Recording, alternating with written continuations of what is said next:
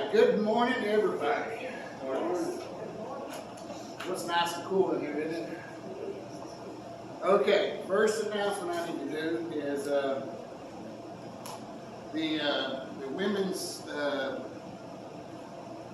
what's it called? She Will Rise, I think.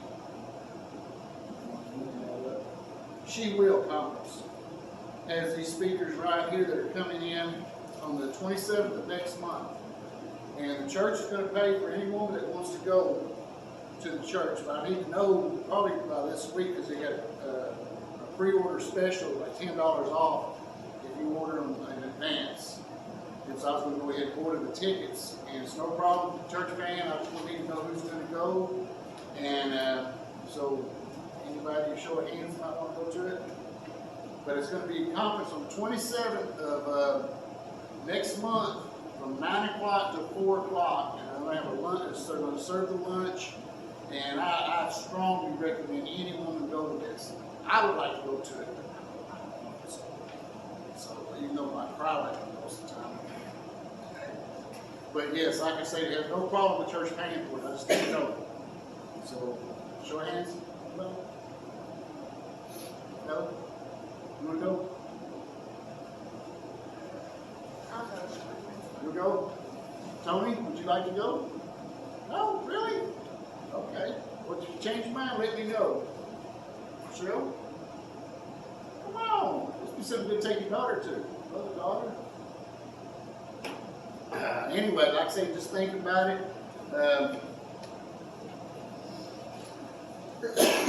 Church, if you would, I'll make a copy of this for anybody that wants to take a look at it, just research it, whatever.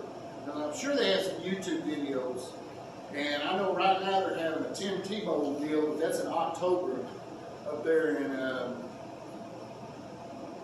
somewhere in Dallas. And I really want to go to it. It's a 2-day deal, but it's also $84, and that's if you order in advance. But there's also non-refundable. So being the fact that it's just June and October is several months away, that people can change their mind and cancel, and being non-refundable, I'm going to wait till it's closer to October before I make that investment. But I will remind everybody too, because that way we can like carpool or whatever. You know, take us a tent down there, sleep in the tent, go all stinky the next day. Nothing. Well, y'all are a tough crowd this morning. Okay. Now, picking back up in 1 Samuel and recap of last week, or the last few weeks, as Samuel has anointed Saul king, and Saul had his first act as a king, where the Ammonites, I think that was right, they offered them a peace treaty if they got to use their pokey stick and poke all the right eyes out of the Israelites. And well, anyway, after Saul heard about this, he slaughtered the oxen and sent it out to the people of Israel and told them, this is what your cattle's going to look like if you don't help us fight. And so they gathered up 330,000 soldiers to defeat them. And no, Philistines, I think, Philistines, who they were fighting. And anyway, after he defeated them, and they went to Gilgal to go back to the place where the Israelites first crossed over the Jordan River from the capture of the Egyptians, Pharaoh, and to where they crossed into God's land, Israel, back to Israel from Gilgal, and that's where they went back to anoint Saul to the place where they first came in, and that's like I talked about it being the place where you first fell in love with God, you know, and that in your heart. Now this week, we're in 13 and 14, which 14 is a long chapter. And but I got this. We're gonna, because now in 13, this is where Samuel and Saul had a little bit of problem. And see, starting in verse 1, it says, Saul was 30 years old when he became king, and he reigned over Israel for 42 years. Saul chose 3,000 men of Israel, 2,000 were with him at Rechim in the hill country of Bethel, and 1,000 were with Jonathan at Gibeah and Benjamin.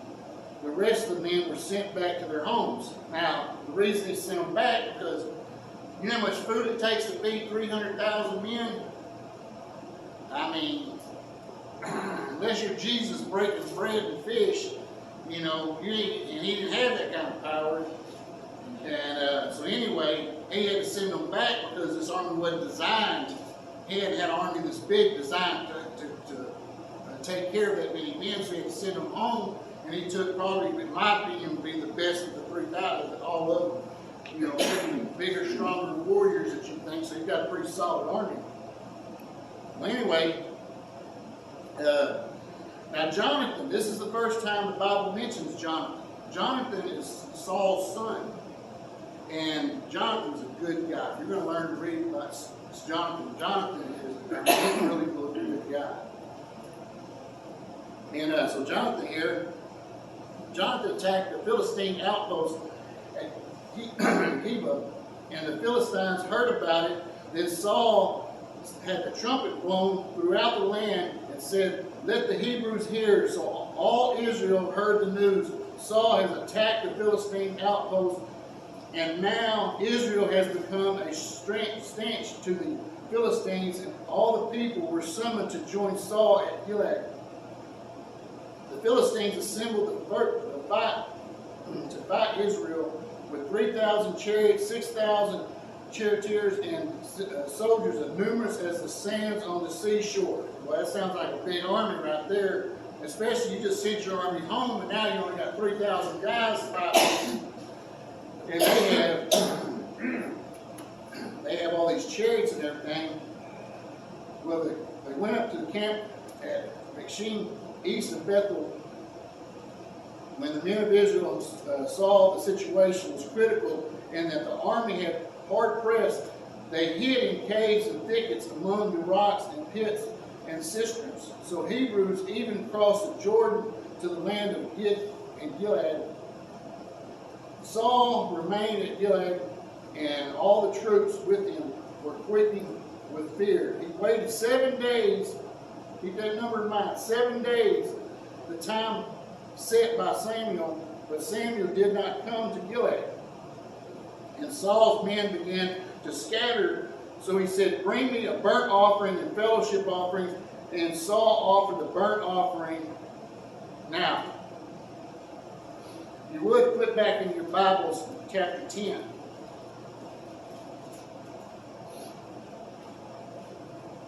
And 10, verse 8.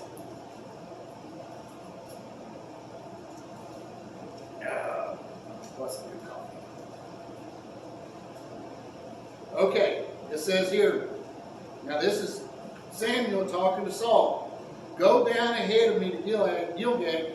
I will surely come down to you, sacrifice burnt offerings and fellowship offerings, but you must wait." Did he say, if you want to?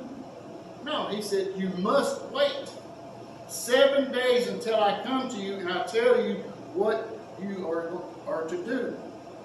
Okay, now this is Samuel here, and it's been 7 days. Not 6, not 8, 7 days. And his army has seen this massive army on the other side of the river, and what are they doing? They're hiding in cisterns, they're hiding behind bushes, they're scared because there's 3,000 and all this big army on the other side. And Saul's sitting here and he sees all these guys starting to get scared and wander off and everything. And so what does he do? He does what most men do when they get impatient and they lose their trust and their faith in God. They take matters in their own hands. Because Samuel was not late. He said, "I will be there in 7 days." Okay, it's been 7 days, and Saul's like, "Dude, my army's starting to leave. I need to do something. And that's where he takes and he goes and makes a burnt offering and sacrifices it to God. He's not a priest. He is a soldier king. Soldier kings do not have the authority to do what God has told them to do. And God said, why would he have Samuel there? In case Saul wanted to help him out? No. He needed Samuel there because Samuel was what? A priest. He was there to offer the sacrifices, and at that time you had to be a priest to sacrifice stuff. Remember a couple of months ago where I was talking about this one guy that I forgot his name. Horrible. But he was a king, and he wanted to burn incense in the temple. So he decided, hey, I'm going to burn some incense in the temple, even though 80-something priests told him, don't go in there. He's like, I'm going in there anyway. He's not a priest. You got to learn, it's kind of like the Rock used to say. Anybody used to watch The Rock when he used to wrestle? Anybody? Yeah. Okay. Oh, somebody. I'm hanging here. I feel like I'm a one-man show today. Yeah, what did The Rock used to say? Know your role and shut your mouth. But we're not doing the shut your mouth part, but we're doing the know your role. And that's what God's telling them. Know your role. Saul, you're a king, a warrior. Be that. Don't try to be a priest. And that's what he's doing. And now, look how God's timing works right here. Just as he finished making the offer, guess who arrived? Samuel arrived, and Saul went out to greet him. What have you done? Asked Samuel. Boy, that sounds like, remember when you was a little kid, you doing something wrong, and mom walks in the room? Kind of like when she caught me playing with matches. I look up where she is. Like, what do you think you're doing? I know what's fixing to happen, But Saul, he's like, wait a minute now. What have you done? Saul replied, when I saw the men were scattering and that you did not come at set time, now the Philistines were assembling at Michmash, I thought, now the Philistines will come down against me at Gilead, and I have not sought the Lord's favor. So I felt compelled to offer the burnt offering. You acted foolishly, Samuel said. You are not kept the command of the Lord your God. He gave you and had, if you have established your kingdom over Israel for all time, but now your kingdom will not endure. The Lord has sought out a man after his own heart and appointed him leader of the people because you have not kept your Lord's command. Now, you know what the cool thing about this is? It's not the fact that Saul is just being a total jerk, not listening to anybody, but it's the fact that God right here, Samuel tells him, a man of God's own heart. Who's that talking about? King David. King David is a man of God's own heart. And you know what? At this time, David probably wasn't even born.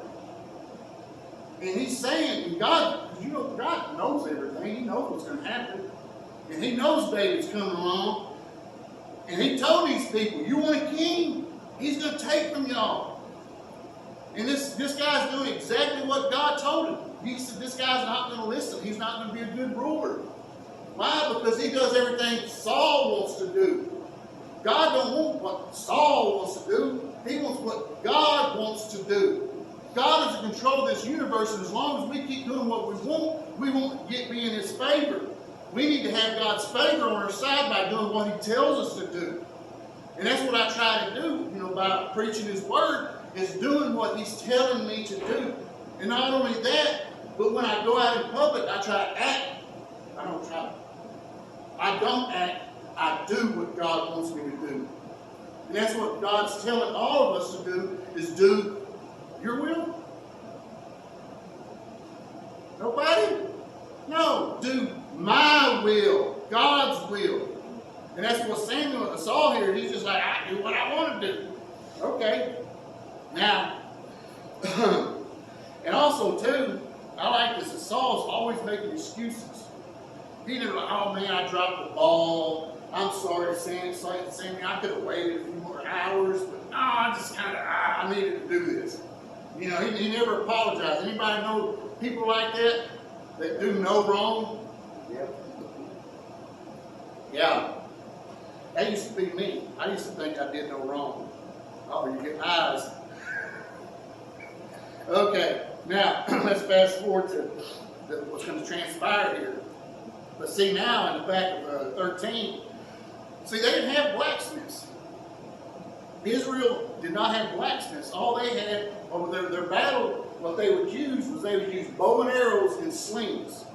Both can be, you know, rocks. You don't have to make rocks. You just walk out there and find rocks. So that was what, and so you don't have to sharpen the rocks or anything else. With the arrows, you just pile a little tip on there, you know.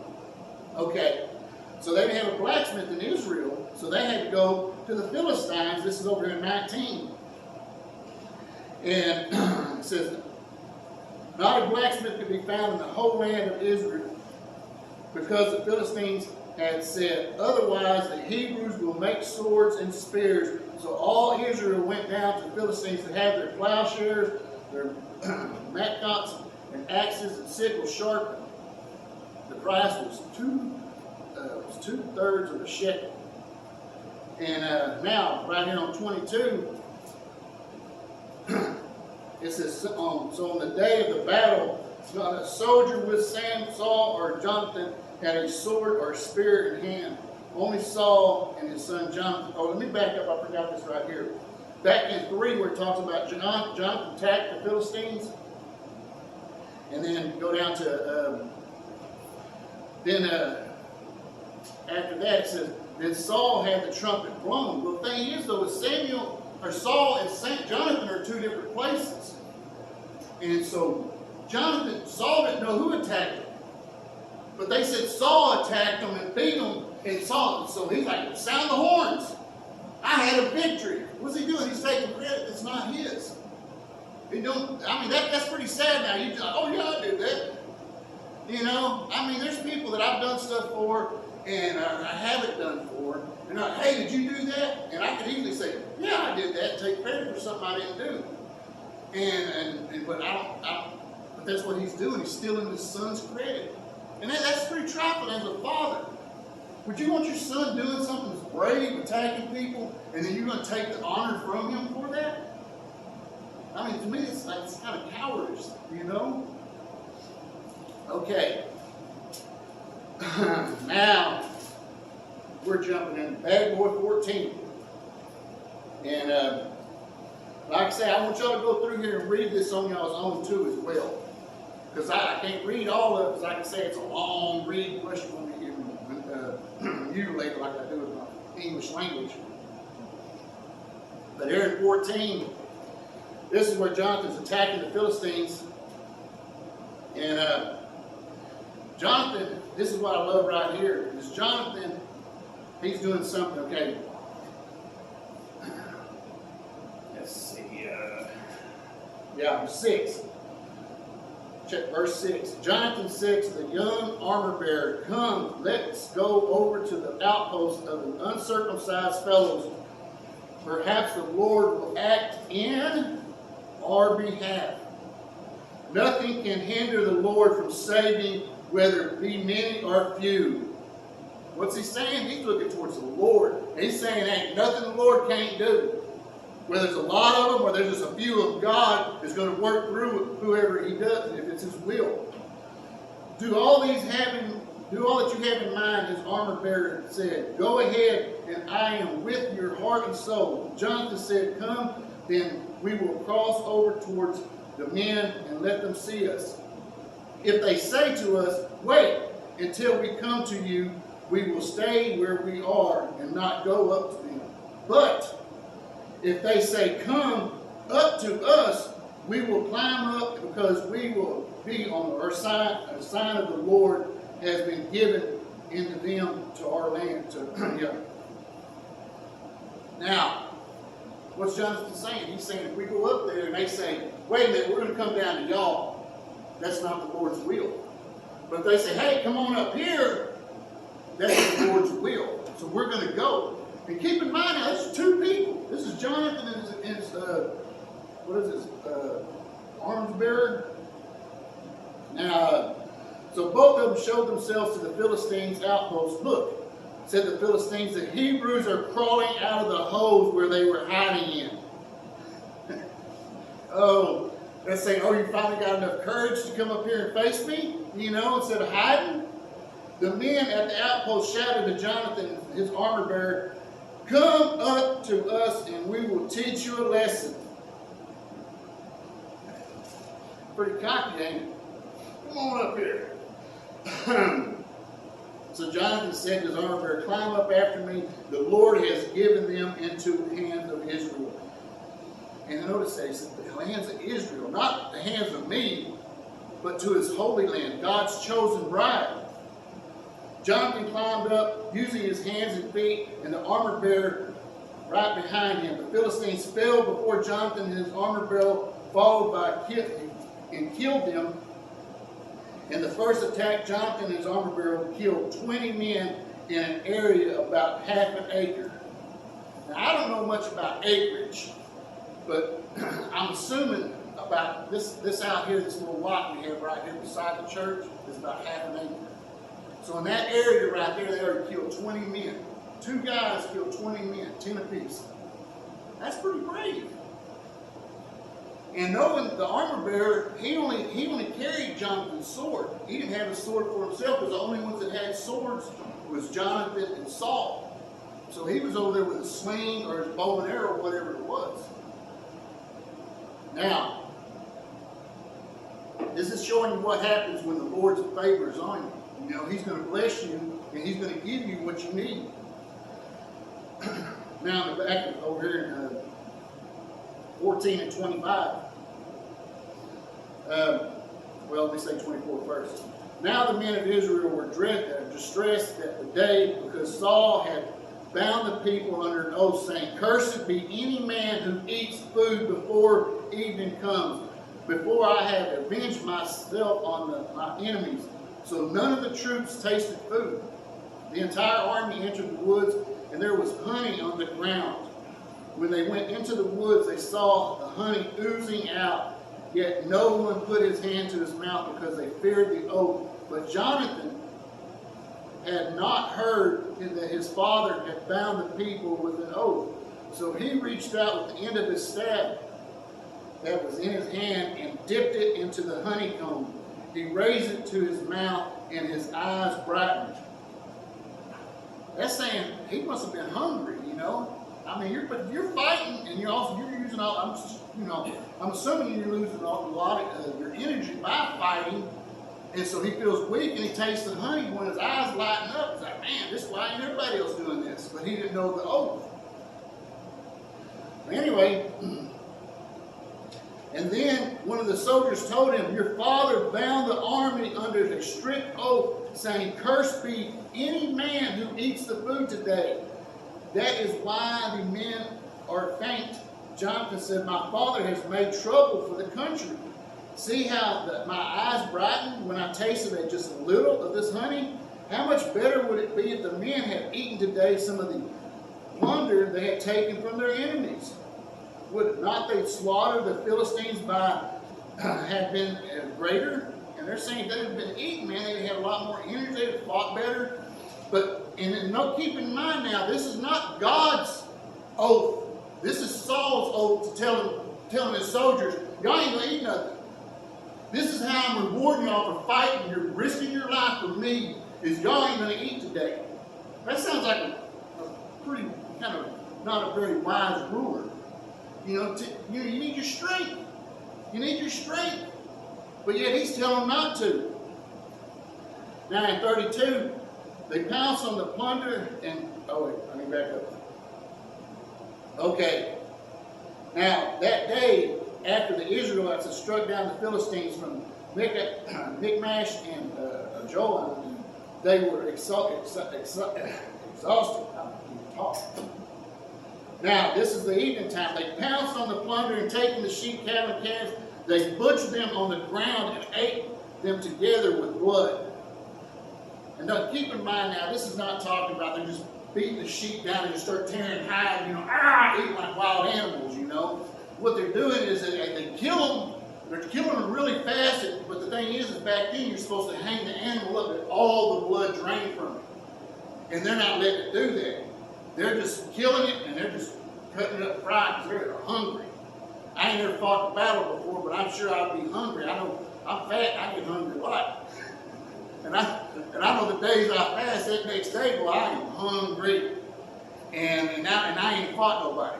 You know, the only thing I fought was, you know, trying to keep that spoon from my mouth, you know. Now, so anyway, you have broken faith. And he said, roll a large stone over once. Then he said, go out among the men and tell them, each of you bring your men and me, your cattle and sheep, and slaughter them here, and eat them. Do not sin against the Lord by eating meat with blood still in it. And Saul built an altar to the Lord. It was the first time he had done this. So he's like, man, I'm going to try to make up for what I did. I'm going to make a little altar now. You know, it's like, it's kind of may be late for that. You know, isn't that what a lot of people do? They break a lot of God's rules and everything. So you know what, I'm going to make up for that. I'm going to church this weekend. Oh, boy, you're a tough crowd. Okay, now, this is where, 41, then Saul prayed to the Lord, the God of Israel, give me the right hand. Oh, and then back up. This is where Saul has found out that Jonathan had eaten that day and broke his oath. And so now Saul is tempted to kill his own son. Why? Because he ate a spearful of honey and didn't even know the oath was didn't even know the oath was there. But the fact that he did, Saul's in the dilemma now. Should I kill my son? Should I kill my son for violating my oath? So then Saul prayed to the Lord of God of Israel, give me the right answer. And Jonathan and Saul were taken by lot, and the men were cleared. Saul cast the lot between me and Jonathan, my son. Now when they talk about cast lot, this was back then when the priests would take, and they had a bag with a white rock and a black rock in it. And what they would do is they say, okay, do you have me or Frank have sinned? Or say, say, have I sinned against the Lord? And the priest would reach in there and pull out a rock. And if it was black, that means no, I hadn't sinned. And if it was white, it means I did. Well, that's what he's doing right here. And Jonathan and Saul were taken by lot. The men were cleared. So that's where he said, okay, did Jonathan sin? And are the men sin? No, the rock came out white with the men. So the men were cleared. They didn't sin. And then Saul said, cast it between me and Jonathan, my son. And that's where he said, Saul said, am I? And it comes with a white rock. No, you haven't. And then they do it with Jonathan, well, the black rock comes out. Then Saul said to Jonathan, tell me what you have done.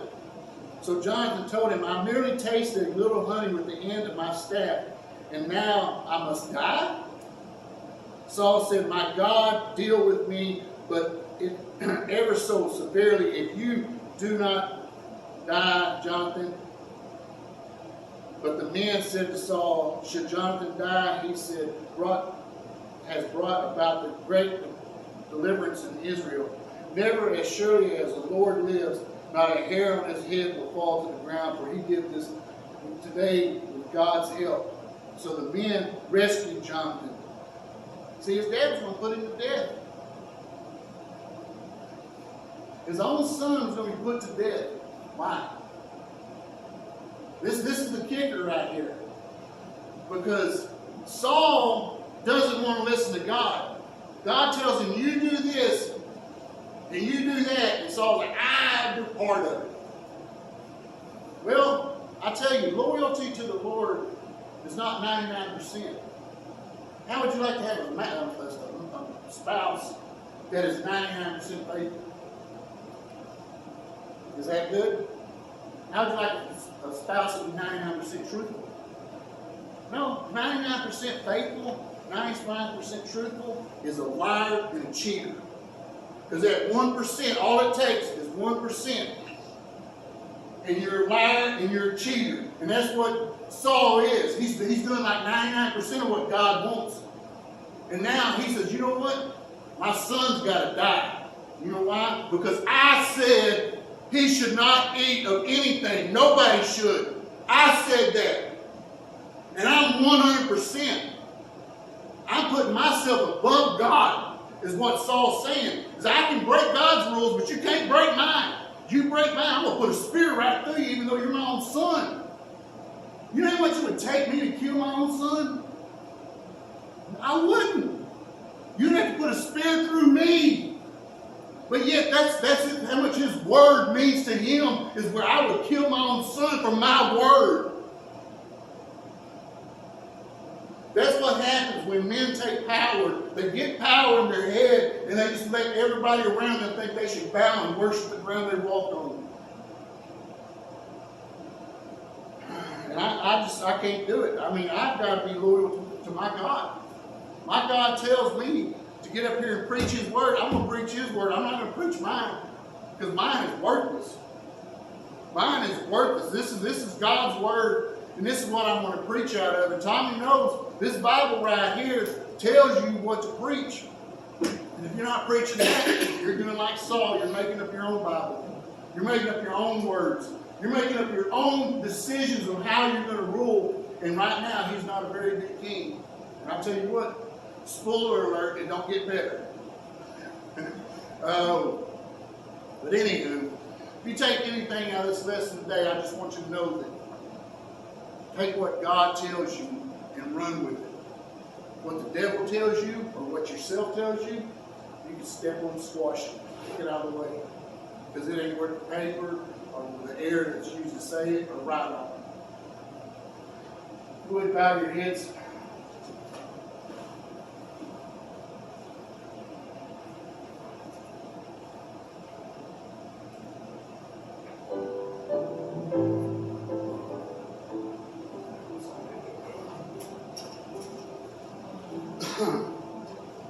Always take this time just to ask anybody if God's laying anything on your heart by coming down and praying, or